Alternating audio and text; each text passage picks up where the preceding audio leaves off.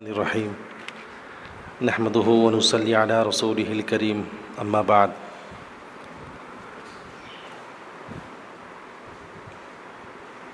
میرے نہایت واجب الاحترام بزرگوں اور دوستوں اور مائیں اور بہنیں،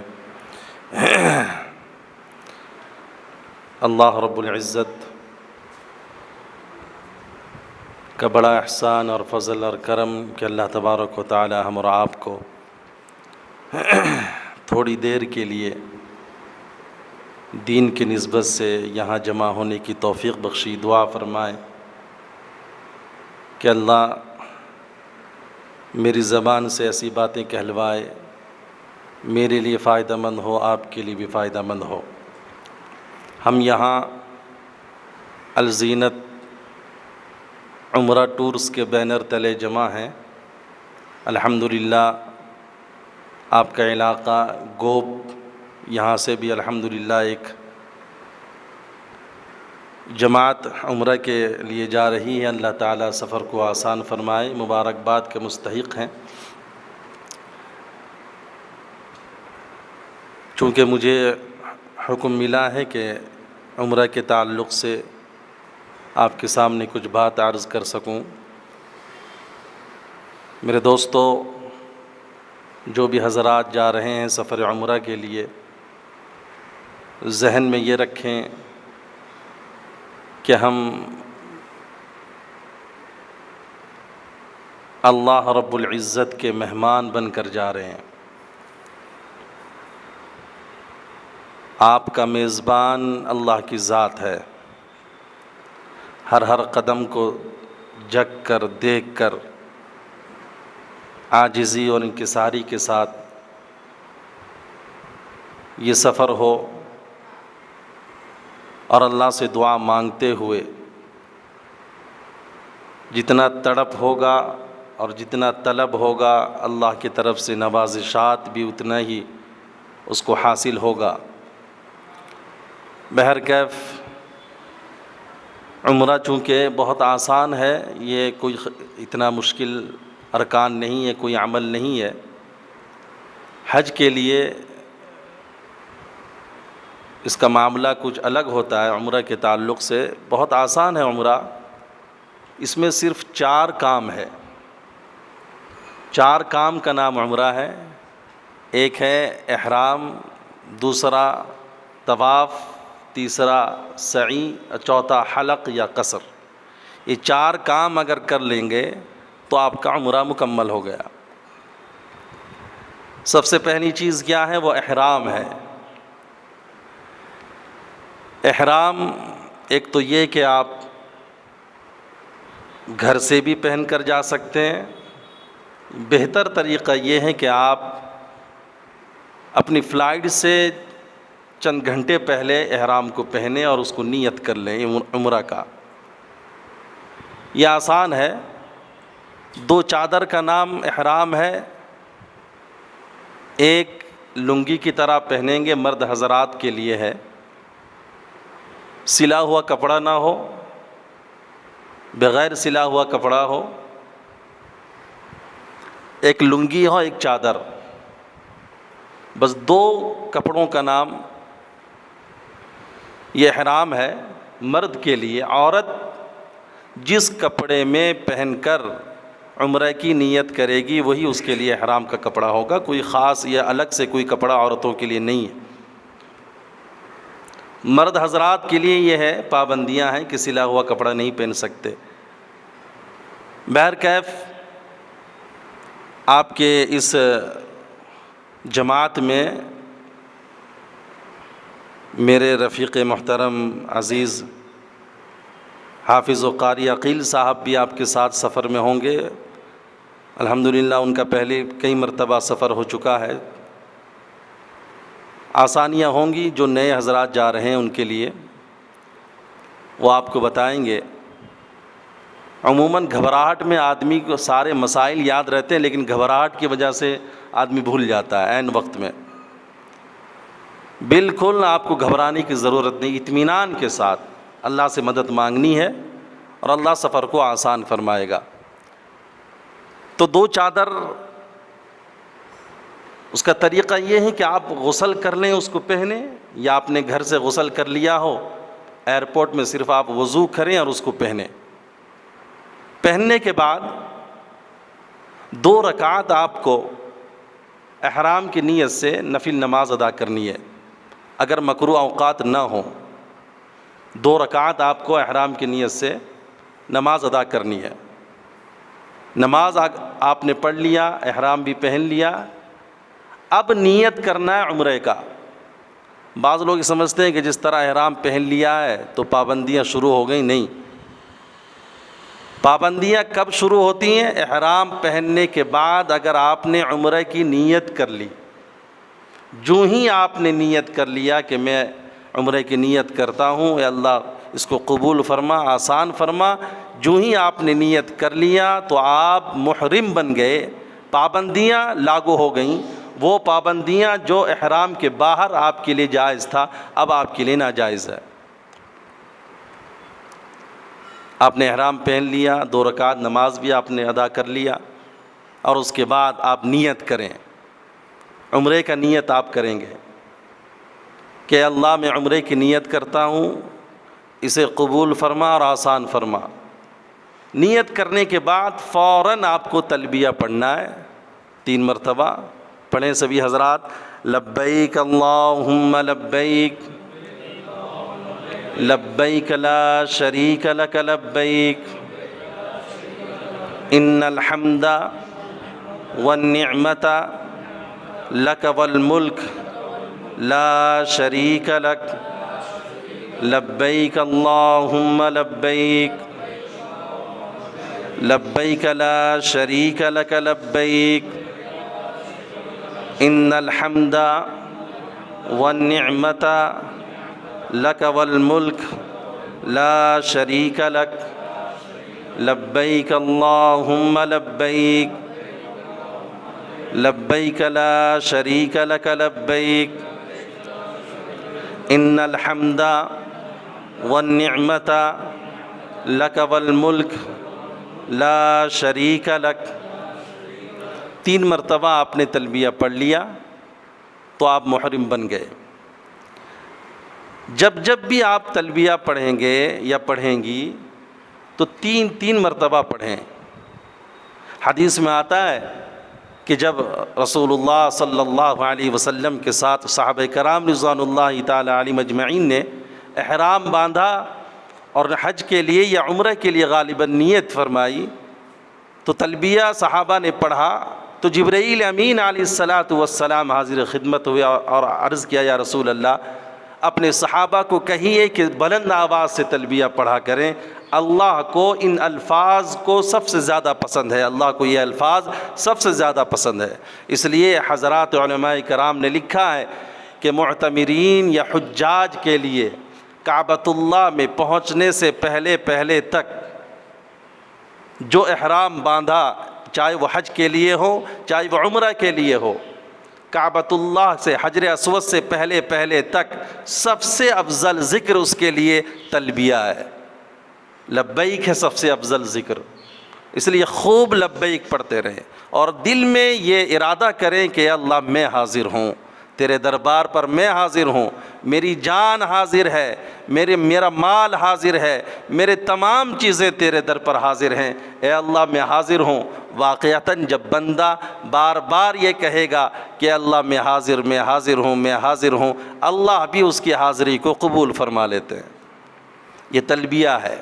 اس لیے جب آپ محرم بن گئے تو لا یعنی باتوں سے، ادھر ادھر کی باتوں سے پرہیز کریں، خوب لو لگائیں اللہ کی طرف، خوب تلبیہ پڑھیں اور یہ کہیں کہ اللہ میری حاضری کو قبول فرما۔ آپ فلائٹ میں بیٹھ گئے، جدہ کے لیے آپ کو اترنا ہے، اور جو ترتیب ہے سفر کے وہ آپ کو ٹورس والے بتلائیں گے۔ جدہ میں اتریں آپ، اور جہاں آپ کا وہاں سے پھر آپ بائی روڈ بس کے ذریعے سے وہاں پہنچیں گے ہوٹل جہاں آپ کا قیام ہے۔ وہاں پہنچنے کے بعد اگر آپ کو سستی، کاہلی ہو، تھکن محسوس ہو تو آپ آرام کر سکتے ہیں، کوئی مسئلہ نہیں ہے۔ آرام نہیں ہے، پریشانی ہے، سستی ہے، کاہلی ہے، اور بعض لوگ نکل جاتے ہیں عمرہ کے لیے اور وہ پریشان ہو جاتے ہیں، تھک جاتے ہیں، پھر وہ طواف کے بعد اتنا تھک جاتے ہیں کہ سعی کا دل نہیں کرتا۔ اس لیے چستی ہونی چاہیے، پھرتی ہونی چاہیے۔ عورتیں بھی تلبیہ پڑھیں گی آہستہ آواز سے، مرد تھوڑا زور کی آواز سے، اتنا زور سے نہیں کہ لوگ مسافر کو تکلیف ہو، تھوڑا سا بلند آواز سے آپ تلبیہ پڑھ سکتے ہیں۔ بہرحال آپ ہوٹل پہنچے، اب اس کے بعد آپ کو لے جایا جائے گا کعبۃ اللہ، وہاں دوسرا ارکان آپ کا شروع ہوگا۔ پہلا تو احرام ہو گیا، نیت آپ نے کر لیا۔ دوسرے نمبر پر ہے طواف، کعبۃ اللہ کا طواف۔ اللہ اکبر! کعبۃ اللہ وہ عظیم گھر ہے، اول بیت جسے کہا گیا، اور بیت معمور جس پر ہے 70,000 فرشتے جس کا طواف کرتے ہیں، اس کی فضیلت بہت ہے، بہت فضیلت ہے۔ جب آپ اپنے ہوٹل سے کعبۃ اللہ کی طرف جانے لگیں، نظر نیچی ہو، کیونکہ علماء فرماتے ہیں کہ سفر پر جب پہلی نظر کعبۃ اللہ پر پڑتی ہے، اللہ دعائیں قبول کرتا ہے، رد نہیں کرتا۔ اس لیے نظر نیچی، جہاں اطمینان ہو پھر وہاں نگاہ اٹھائیں، اور کعبۃ اللہ پر جب پہلی نگاہ پڑے اطمینان سے آپ دعا مانگ سکتے ہوں، ایسی جگہ پر آپ تسلی سے پہنچیں، اور اس کے بعد کعبۃ اللہ پر جب نظر پڑے تو دعا مانگیں۔ وہ دعائیں کیا ہے؟ امام ابو اعظم رحمۃ اللہ علیہ سے کسی نے پوچھا کہ ہم کیا دعا مانگیں اس جگہ پر جب پہلی نظر کعبہ پر پڑے، تو حضرت نے کیا مجرب دعا بتلائی۔ امام صاحب نے بتلایا کہ جب پہلی نگاہ کعبۃ اللہ پر پڑے تو یہ کہے کہ یا اللہ، جب بھی میں دعا زندگی بھر تک ہاتھ اٹھاؤں تو میری دعا قبول ہو، مجھے مستجاب الدعوات بنا دے۔ یہ دعا مانگنی چاہیے، چاہے وہ عورت ہوں چاہے وہ مرد ہوں۔ جب کعبے پر پہلی نظر پڑے تو دعا یہ کرے کہ یا اللہ مجھے مستجاب الدعوات بنا دے، کہ جب بھی میں تیرے در پر ہاتھ اٹھاؤں خالی ہاتھ نہ لوٹوں۔ بہرحال آپ کعبۃ اللہ پہنچے، آپ نے وہاں خوب دعا کی۔ بعض علماء نے لکھا ہے کہ جب کعبۃ اللہ پر پہلی نظر پڑے تو بے ساختہ زبان سے یہ جملہ نکلنا چاہیے کہ اللہ اکبر، اے اللہ تو سب سے بڑا ہے۔ وہ کعبہ جو میں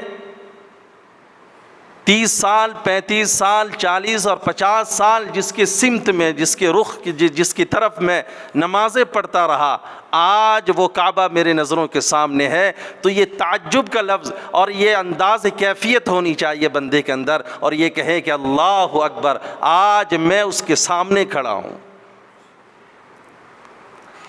خوب دعا مانگے، اور اس کے بعد دوسرا ارکان جو طواف ہے وہ شروع ہوگا۔ آپ بالکل اپنے داہنے جانب اوپر کی جانب یہ دیکھیں کہ گرین لائٹ کہاں ہے۔ حجر اسود کو اگر آپ تلاش کریں گے ہو سکتا ہو دکھائی نہ دو، عموماً دکھائی نہیں دیتا دور سے، کیونکہ بھیڑ اتنی رہتی ہے کہ حجر اسود کو آپ دیکھ نہیں سکتے۔ آپ گرین لائٹ کو تلاش کریں، وہ آپ کو آسانی سے نظر آ جائے گا، اور گرین لائٹ بالکل سیدھے پر ہے حجر اسود کے۔ آپ کو نظر آ گیا تو آپ پہنچے۔ پہنچنے سے پہلے آپ احرام جو پہنے ہیں اور جو تلبیہ آپ پڑھ رہے تھے وہ تلبیہ اب بند۔ وہاں تک حجر اسود سے پہلے تک تلبیہ پڑھ سکتے ہیں، اس کے بعد تلبیہ نہیں پڑھ سکتے۔ آپ نے جو چادر اپنے جسم پر ڈالا ہے اس کو داہنا ہاتھ سے نیچے سے لے کر بغل سے نیچے یہاں ڈالیں گے، دایاں کندھا کھلا رکھیں گے مرد حضرات، عورتوں کے لیے نہیں ہے۔ عورتیں بالکل اسی طرح رہیں جس طرح جو لباس میں وہ ہیں اسی لباس میں رہیں گی۔ صرف مرد کے لیے استباح ہے کہ وہ داہنا کندھا کھلا رکھے گا مرد، اور حجر اسود کی طرف اور کعبۃ اللہ کی طرف آپ بالکل گھوم جائیں۔ پہلا ہے استقبال، دونوں ہتھیلی کعبۃ اللہ کی طرف، یوں جس طرح نماز کے لیے ہاتھ اٹھایا جاتا ہے آپ اس طرح ہاتھ اٹھا سکتے ہیں، اسے استقبال کہا جاتا ہے۔ آپ پڑھیں بسم اللہ اللہ اکبر، یہ کہہ لیں یہ استقبال ہے، اور اس کے بعد طواف کی نیت کریں کہ میں اس عمرے کی طواف کی نیت کرتا ہوں، اللہ آسان فرما، قبول فرما۔ دل کی کیفیت اور دل سے نیت کی جاتی ہے۔ آپ نے ارادہ کر لیا کہ اب میں طواف کرنے والا ہوں، تو پھر استلام کریں گے، استلام حجر اسود کی طرف۔ یوں آپ اپنے ہاتھ کو یوں آگے کریں گے، استلام پڑھیں گے، بسم اللہ اللہ اکبر وللہ الحمد، یوں اپنے داہنے ہتھیلی کو چوم لیں گے، یہ استلام ہے۔ عورت بھی کرے گی، مرد بھی کرے گا، یہ استقبال اور استلام۔ اور اس کے بعد آپ کا طواف شروع ہوگا، چکر آپ کا پہلا چکر، دوسرا اور تیسرا چکر، اس میں آپ کو تھوڑا سا چلنے کی رفتار میں تھوڑا سا تیزی پن آپ کو لانا ہے، جسے رمل کہا جاتا ہے۔ دوڑنا نہیں ہے طواف کے دوران، دوڑنا نہیں ہے، بلکہ جو عام حالت میں انسان چلتا ہے اس سے ذرا سا تھوڑا سا تیزی پن یہ مرد کے لیے ہے، عورت اپنا نارمل چلے گی، وہ جس طرح چلتی ہے۔ مرد حضرات کے لیے رمل ہے، 3 چکر، جو پہلا 3 چکر ہے، تو اس کا خاص خیال رکھیں۔ اور یاد رکھیں جب آپ نے طواف شروع کیا تو پھر کعبۃ اللہ کی طرف آپ نظر نہ رکھیں، آپ کی نگاہ نہ پڑے کعبۃ اللہ کی طرف، یہ مکروہ ہے دیکھنا طواف کے دوران۔ ویسے ہی اگر بھیڑ کی وجہ سے آپ کی نظر پڑ گئی یا سینہ کعبۃ کی طرف ہو گیا، لیکن آپ بالکل جان بوجھ کر کعبۃ اللہ کی طرف نہ دیکھیں طواف کے دوران، یہ منع ہے بالکل ایک سوئی کے ساتھ۔ اور دعا کرو، دعا اس میں ہے، خوب دعا کریں۔ لوگ قرآن کی تلاوت بھی کرتے ہیں اور ذکر بھی کرتے ہیں، نہیں، اس وقت دعا یہ افضل ہے۔ جو مانگنا ہے اللہ سے، اپنی زبان سے بھی آپ دعا کر سکتے ہیں، کوئی ضروری نہیں کہ عربی ہی کی دعا وہاں پڑھی جائے گی، آپ اپنی عام زبان میں بھی دعا کر سکتے ہیں، اللہ سے لو لگا سکتے ہیں، اللہ سے مانگ سکتے ہیں۔ آپ نے چکر شروع کیا، ایک جگہ ایک کونا آئے گا کعبۃ اللہ کا جسے رکن یمانی کہا جاتا ہے، وہاں پر بھی تھوڑا سا آپ کو پتھر دکھائی دے گا، پتھر نہیں ہے بلکہ وہ دیوار ہے کعبۃ اللہ کا، کھلا ہوا آپ کو نظر آئے گا۔ آپ یاد رکھیں عموماً لوگ یہ غلطی کرتے ہیں کہ وہ طواف کے دوران، نفلی طواف کی بات نہیں کر رہا ہوں، عمرے کا جو طواف کیا جاتا ہے اس کے دوران لوگ جا کر کعبۃ اللہ کے غلاف کو چھو لیتے ہیں، چمٹ جاتے ہیں کعبۃ اللہ سے۔ یاد رکھنا آپ کا جب تک طواف مکمل نہیں ہوا یا آپ جب تک عمرہ سے فارغ نہیں ہوئے کعبۃ اللہ سے نہ چمٹیں۔ اس کی وجہ یہ ہے کہ اس میں لوگ خوشبو لگاتے ہیں، عطر، آپ محرم ہیں، خوشبو لگانا آپ پر جائز نہیں ہے۔ اگر آپ وہاں چمٹیں گے اور اس کو چھوئیں گے تو خوشبو لگے گا، پھر آپ پر دم واجب ہوتا ہے، اس کا خیال رکھیں۔ تو رکن یمانی سے لے کر حجر اسود تک وہاں پر ایک فضیلت حدیث میں موجود ہے کہ 70 فرشتے وہاں موجود ہوتے ہیں، ہر وقت وہاں موجود ہوتے ہیں، اور وہاں پر گزرنے والوں کے دعاؤں پر آمین کہتے ہیں۔ تو وہاں سب سے قیمتی دعا وہ ہے ربنا آتنا فی الدنیا حسنہ وفی الآخرۃ حسنہ وقنا عذاب النار، یہ دعا وہاں پڑھے، اللہ دنیا بھی بہتر بنائے گا اور آخرت بھی بہتر بنائے گا۔ فرشتے اس دعا پر آمین کہتے ہیں، اور وہ فرشتے صرف آمین کہنے کے لیے مقرر رہتے ہیں۔ تو آپ اس جگہ سے جب پھر حجر گرین لائٹ آئے گا تو آپ کا ایک چکر مکمل ہو گیا۔ پھر آپ کو استلام کرنا ہے، استلام کے وقت آپ کعبۃ اللہ کی طرف مڑ بھی سکتے ہیں، دیکھ بھی سکتے ہیں، اس وقت نظر بھی پڑ سکتی ہے، منع نہیں ہے، طواف کے دوران منع ہے۔ اب جب کھڑے ہو گئے تو پھر آپ دیکھ سکتے ہیں استلام کے وقت۔ پھر آپ نے استلام کیا، پھر دوسرا چکر آپ کا شروع ہوا، یہ 7 چکر آپ کے مکمل ہوں گے۔ جب 7واں چکر آپ کا مکمل ہو گیا تو پھر آپ کو عمرے کی واجب 2 رکعت نماز ادا کرنی ہے، اور وہ کہاں پڑھنا ہے؟ مقام ابراہیم کے پیچھے طرف۔ یہ کوئی ضروری نہیں ہے، کہیں پر بھی آپ پڑھ سکتے ہیں، کہ جہاں پر بھی آپ کو آسانی ہو. بعض لوگ اسی بھیڑ میں پڑھتے ہیں, طواف کرنے والوں کو دشواریاں ہوتی ہیں, پریشانی ہوتی ہے. اس لیے جہاں اطمینان ہو, جہاں مطاف میں جگہ ملے, وہاں 2 رکعت واجب نماز ادا کریں. اور حضرت لاہوری رحمۃ اللہ علیہ نے لکھا ہے کہ مقام ابراہیم کبھی وہ مطاف کے چاروں طرف پہلے زمانے میں رکھا گیا, کبھی یہاں رکھ دیے, کبھی اس طرف رکھ دیے, کبھی اس طرف رکھ دیے. اور حضرت شیخ نے لکھا ہے کہ جب سیلاب آیا تھا تو یہ مقام ابراہیم بالکل الجیاد روڈ کے طرف چلا گیا تھا بہہ کر. تب سے جب اس کو لایا گیا تو اب اس کو نصب کر دیا گیا, بالکل فکس کر دیا گیا. پہلے زمانے میں کھلا رہتا تھا. حضرت لاہوری رحمۃ اللہ علیہ کے بارے میں لکھا ہے کہ جب یہ حج پر گئے ہیں تو اب زمزم کے کنویں کے قریب مقام ابراہیم کو رکھا گیا تھا, اور حضرت نے مقام ابراہیم کے وہ پتھر پر زمزم کو ڈال کر اس پانی کو حضرت نے پیا. بہرحال اب تو وہاں نصب ہے, اب وہ اسی جگہ مقرر ہے. تو مقام ابراہیم کے پاس 2 رکعت نماز ادا کرنی ہے آپ کو, جو واجب ہے. اور اس کے بعد آپ زمزم پئیں, خوب زمزم پئیں. زمزم کے بارے میں آتا ہے کہ زمزم شفا ہے. جس نیت سے آدمی زمزم کو پیے گا, اللہ اس کے اس ارادے کو, اس نیت کو اللہ پورا کر دیتے ہیں. جس غرض سے زمزم پیا جائے وہ پورا ہوتا ہے. اور مومن کا پیٹ زمزم سے نہیں بھرتا, وہ خوب پیتا ہے. اور منافق زمزم کا پانی اس کے پیٹ میں نہیں چلتا. اس لیے خوب زمزم پئیں اور یہ کہیں کہ اللہ مومن کا پیٹ ہے, میرے دل کی کیفیت کو بھی اللہ بدل دے. زمزم خوب پئیں, اللہ سے دعا بھی کریں.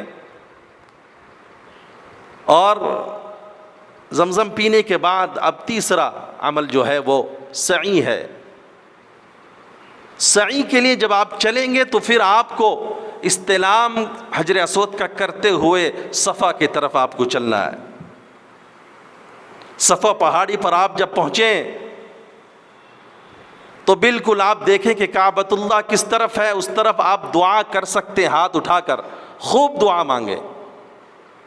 اب جب جائیں گے تو دیکھیں گے تو وہاں لوگ کھڑے ہو کر رو رو کر گڑ گڑا کر دعا مانگتے ہیں, کیونکہ یہی وہ جگہ ہے جہاں پر انسان کے آنسو بہنی چاہیے. اگر بہیں گے خدا کی قسم اللہ کی رحمت جوش میں آئے گی اور اللہ مغفرت کا فیصلہ کر دے. تو آپ خوب وہاں دعا مانگے صفا پر, اور پھر سعی کی نیت سے آپ سعی کریں. صفا پہاڑی سے سعی شروع ہوگا اور مروہ پہاڑی پر سعی ختم ہے. جب آپ شروع کریں گے صفا پہاڑی سے تو آپ چلتے ہوئے جائیں گے تو درمیان میں آپ کو پھر وہی گرین لائٹ آپ کے سر کے اوپر دکھائی دے گا, میلین اخضرین جسے کہا جاتا ہے. وہاں حکم ہے مردوں کے لیے کہ وہاں ذرا اپنے چالی پر تیزی پن لائے, دوڑے. اس کی بھی بڑی حکمت ہے. اما ہاجرہ نے اسی جگہ پر دوڑ لگائی تھی مروہ کی طرف, اور پھر جب بچے کا خیال آیا تو پھر آپ نے دوڑ لگایا صفا کی طرف. اس دوڑ کو اور اس ادا کو اللہ کو اتنا پسند آیا, اللہ نے قیامت تک کے لیے پوری انسانیت کو دوڑ لگوا دیا, چاہے وہ ولی ہو, کتب ہو, ابدال ہو, وقت کا نبی کیوں نہ ہو. جب تک وہ نہ دوڑے اس وقت تک اس کا بھی نہ عمرہ قبول ہے نہ حج قبول ہے. تو میلین اخضرین جب مرد حضرات دیکھیں اپنے سر کے اوپر گرین لائٹ تو وہاں تھوڑا سا آپ دوڑیں. یہ مرد کے لیے, عورت کے لیے نہیں ہے. حالانکہ سوال یہ پیدا ہوتا ہے, اما ہاجرہ یہ عورت تھیں, عورت دوڑی تھی تو عورت کو دوڑنا چاہیے, مرد کیوں دوڑتے ہیں؟ ایک سوال ہے. اس کا جواب یہ ہے, ہاں وہ عورت تھی, تنہا تھی, کوئی نہیں تھا, صرف بچہ اور ماں. اللہ اس عورت کی اس ادا کو محفوظ کرنا چاہتا ہے, قیامت تک اللہ اس ادا کو محفوظ کرنا تھا. اگر آج عورتیں دوڑتیں تو منظر کچھ اور ہوتا, بے حیائی ہوتی. عورت کے حیا کو اللہ نے باقی رکھا اور ہاجرہ کے ادا کو بھی اللہ نے باقی رکھا. فرمایا مردو دوڑو ادا باقی رہے، عورت نہ دوڑے حیا باقی رہے. چنانچہ آپ جب چلیں گے مروہ پہاڑی پر، آپ خوب اوپر چڑھیں. مروہ پہ پہاڑی کے اوپر چھوٹا سا ایک ٹکڑا ہے، وہاں اوپر چڑھنے کی کوشش کریں. وہاں جب پہنچیں کعبۃ اللہ تو دکھائی نہیں دیتا وہاں سے، لیکن اسی کی طرف رخ کر کے وہاں بھی دعا مانگ سکتے ہیں. جو بھی دعا ہو اپنی زبان پر ہو، خوب دعا مانگے. ایک چکر آپ کا پورا ہوا. صفا سے آپ نے شروع کیا، مروہ پہاڑی پر پہنچے، ایک چکر آپ کا ہو گیا. اور پھر مروہ سے آپ پھر چلیں گے صفا کی طرف. جب آپ چلیں گے صفا کی طرف، پھر درمیان میں وہ گرین لائٹ دکھائی دے گا، پھر وہاں آپ کو دوڑنا ہے. مرد حضرات دوڑیں گے، عورت نہیں دوڑے گی. اگر آپ کے ساتھ آپ کی مستورات ساتھ میں ہیں تو پھر آپ کو تو وہاں دوڑنا ہے. تھوڑا سا آپ تیزی سے چلیں گے، عورتیں عام چالی چلیں گی وہاں پر، تو یاد رکھیں وہ آپ سے بچھڑ جائیں گی کچھ وقت کے لیے. آپ کا جب وہ دوڑ پورا ہو جائے تو آپ کھڑے ہوں، انتظار کریں. جب وہ واپس آئیں تو پھر آپ ساتھ ساتھ چلیں. بعض لوگ یہیں گڑبڑی کرتے ہیں، دوڑتے ہوئے چلے جاتے ہیں، وہ چلے ہی جاتے ہیں، ان کی مستورات پیچھے رہ جاتی ہیں اور پھر ڈھونڈتے رہتے ہیں، پھر پریشان، کیونکہ مسئلہ معلوم نہیں. وہ یہ سمجھتے ہیں اگر رکوں گا ہو سکتا ہے کہ سعی خراب ہو جائے، عمرہ خراب ہو جائے. نہیں، آپ رک سکتے ہیں. اور یہاں تک کہ سعی کے احکام میں لکھا ہے کہ آپ اگر تھک گئے ہوں تو تھوڑی دیر آپ آرام کر سکتے ہو، زمزم پی سکتے ہو، تھوڑی دیر کے لیے بیٹھ سکتے ہو. یہ صرف سعی کے لیے ہے، طواف کے لیے نہیں. بہرحال اس چیز کا آپ خیال رکھیں. عموماً یہ حالات آ جاتے ہیں سامنے جو پریشانیاں ہو جاتی ہیں. اپنی مستورات کو ساتھ لیں، پھر شروع ہو جائیں. جہاں آپ کو دوڑنا ہے آپ دوڑیں، اور جب دوڑ ختم ہو وہاں کھڑے ہوں، مستورات پہنچیں تو پھر آپ آگے چلیں. تو یہ صفا مروہ صفا، یہ 7 چکر آپ کا پورا ہوگا مروہ میں. جب پورا ہو گیا 7 چکر تو پھر یہاں لوگ زبردستی وہی مروہ پہاڑی میں 2 رکعت نماز ادا کرتے ہیں اور ضروری سمجھتے ہیں. علماء بیٹھے ہیں، رفیق محترم حضرت مولانا منہاج صاحب، اب ان سے پوچھ سکتے ہیں کہ سعی کے بعد واجب نماز نہیں ہے یا کوئی فرض نہیں ہے 2 رکعت، یہ مستحب ہے. اور مستحب یہ نہیں کہ آپ وہی پڑھیں، نہیں، آپ اطمینان سے نیچے اتر کر جہاں آپ کو جگہ ملے یا اندرونی مسجد میں جہاں آپ کو جگہ ملے وہاں اطمینان سے. یہ مستحب ہے، نہ پڑھیں کوئی بات نہیں، اگر پڑھ لیں تو ثواب ملے گا. تو یہ آپ کا سعی ہو گیا، 3 ارکان ہو گئے. آخر جب آپ کا سعی ہو جائے تو اس کے بعد مرد کے لیے حلق ہے یا قصر ہے، سر کو منڈوانا یا برابر سرابر بال کٹوانا اپنے سر کا.